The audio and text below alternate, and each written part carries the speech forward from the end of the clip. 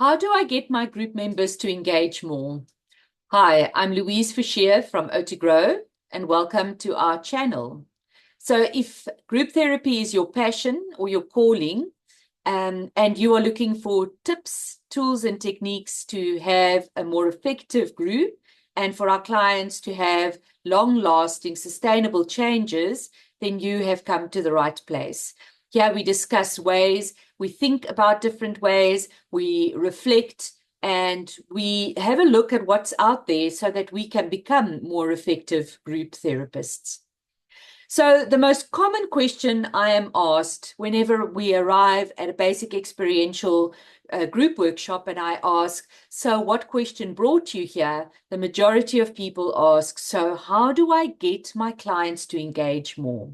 So I thought we would do a little mini series on exactly this, and I'll give you 6 tips, very easy, small things you can change that will have a massive impact, and that you're going to see even just changing that is going to change the trajectory of your groups and also the impact that it can make. So it'll be 6 tips that I'm going to give you over the next 6 weeks on how you can get your group members to engage more. We know that when group members engage more, all of a sudden you've got deeper sharing, you've got more emotional connections, your cohesion becomes stronger, and then we have lasting change happening. All right, so let's dive straight in. So the first part of this series, and the first tip I want to share with you is take yourself out of the situation. So most common, what would happen is we have the therapist who wants to explain to group members about boundaries or about toxic or healthy relationships, about communication skills or how to be assertive, or about stress management. Doesn't matter what the topic is. So very often the scenario is the therapist is there explaining these things to the clients, and then halfway through they'll say, so what do you think? Or which of these characteristics do you identify with? Or what do you think? How can you make your relationship more healthy? Or it can be asked, so one thing that you're going to change when you leave here. And the scenario normally runs that 1 or 2 people will answer something and the rest will remain quiet. And then the therapist will continue to explain something. And so the clients are not really fully engaged. They're there, they're listening, they're very passive. So how do we change that scenario? So now, before I come to explain in more detail how to take yourself out of the situation, what I think is really an important assumption for you to hold and to really know in your heart is that all groups hold the wisdom that they need. The answers for this group is all within the group members collectively. So collectively, they actually have all the answers. They've most probably lived through toxic relationships or are still in them. They can most probably better explain the characteristics of an unhealthy relationship, or what does boundaries mean for them, or how boundaries have been crossed. They have crossed boundaries or allowed others to cross boundaries. So our first assumption to hold true and believe is that the group has all the wisdom and all the answers that they need collectively within these group members.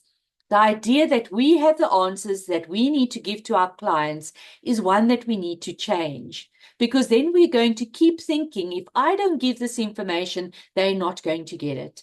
And I'm not sure that's true, especially not in this era where there is information absolutely anywhere you can have a look.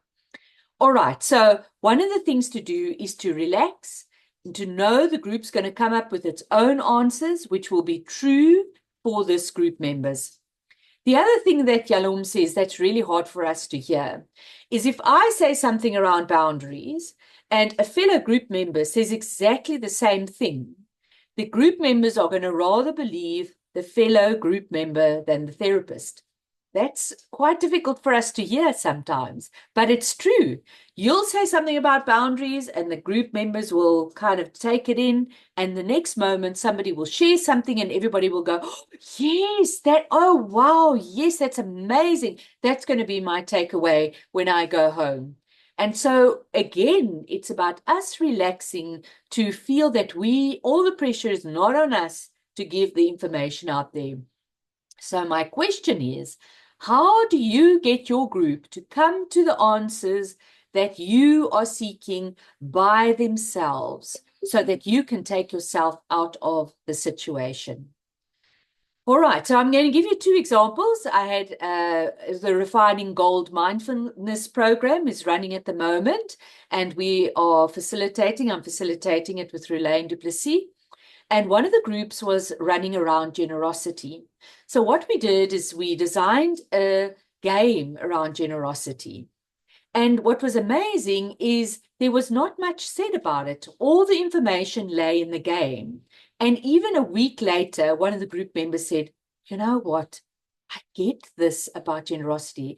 And so not only have they taken the experience of the generosity game home with them and really invested and thought about it and reflected on it, and then came to a deep insight that really was necessary in that person's life. That is sustainable. So the question is, how many times do you present a group that a week later, your clients are still grappling with and coming to insights? So in that one, I was totally out of sight of the situation. I was facilitating a game that brought all the wisdom. So again, think, how can I take myself out of the situation and that the group members can come to their own answers or to share answers with each other?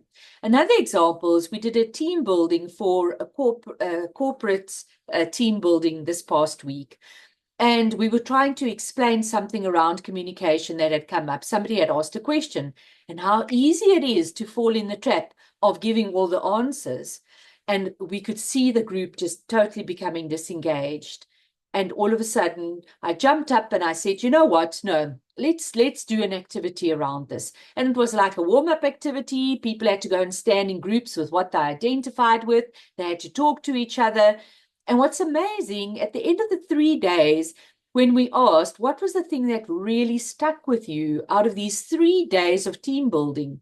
So many of them came back to that one exercise where they started engaging with each other and learning from each other and getting new insights about each other that they can take back into the team. All right, so tip, take yourself out of the situation. We talk about you lowering your profile, so talk less, give more tasks, more warm-up activities, find a way, even if you have to give a newsprint and tell the group members to write down everything on the newsprint they know about the topic, you're already going to get more engagement because you have taken yourself out of the situation. All right.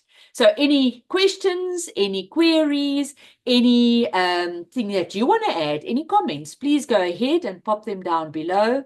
And until I see you again next week, happy facilitating.